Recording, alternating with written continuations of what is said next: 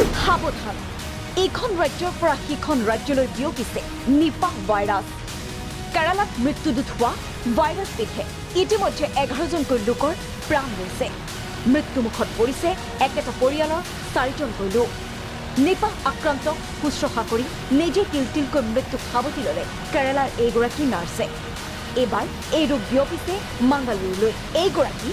20 বছৰীয়া মহিলা আৰু 75 বছৰীয়া বৃদ্ধ আক্ৰান্ত হৈছে নিপাহ ভাইৰাছত ইয়াৰে মহিলাগৰাকীয়ে কিছুদিন পূৰ্বে কেৰালালৈ গৈছিল এই ভ্ৰমণ কালতে মাৰাত্মক ৰোগবিধে তেওঁক আক্ৰান্ত কৰাৰ সন্দেহ কৰা হৈছে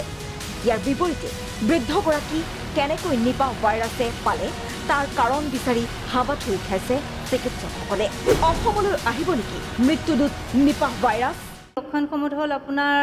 জ্বৰ হ'ব জ্বৰ হৈ পেলাই হেডেক হ'ব হেডেক হোৱাৰ পিছত আপোনাৰ ড্ৰাউজিনেছ হয় দেন আপোনাৰ মেণ্টেল ডিছঅৰিয়েণ্টেশ্যন হয় আৰু আল্টিমেটলি যদি এইটো একিউট এনকেফেলাইটিছ আৰু আপোনাৰ কমালৈ গুচি যায় আৰু যদি কমাৰ ফালে যায় পেচেণ্টটো বহুতখিনি ডিটৰিয়েট কৰে তো এতিয়ালৈকেতো তেনেকুৱা একো ট্ৰিটমেণ্টৰ ফালৰ পৰা আমাৰ এতিয়ালৈকে তেনেকুৱা একো ওলোৱা নাই এইটো এটা ভাইৰেল ডিজিজ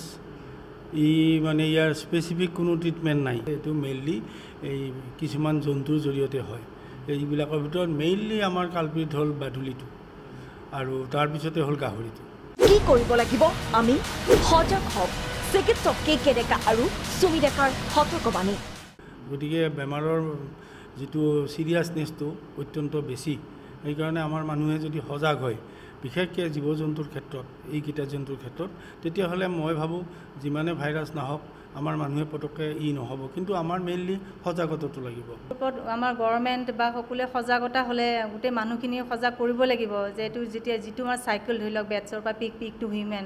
তো আমাৰ মেইনলি হিউমেনবিলাক পিকৰ লগতে মেইনলি কণ্টেক্টত থাকে আমাৰতো মানুহে গাহৰি মাংসটো খুবেই খায় তো সিহঁতৰ য'ত ৰাখে সেইবিলাকতো মানে বহুতখিনি প্ৰিভেণ্টিভ মেজাৰ ল'ব লাগিব তাৰ ওপৰত এতিয়া গভৰ্ণমেণ্টে সজাগ হ'ব লাগিব কাৰণ ডেফিনেটলি কেৰালাত হৈছে যেতিয়া আমাৰ অসমত অহাৰ চান্সটো খুবেই বেছি সেয়ে সাৱধান হওক আপুনিও ব্যুৰো ৰিপৰ্টৰ সহযোগত ভিডিঅ' জাৰ্নেলিষ্ট আজাহাৰৰ সৈতে বিতুপন বৰা ব্ৰাড নিউজ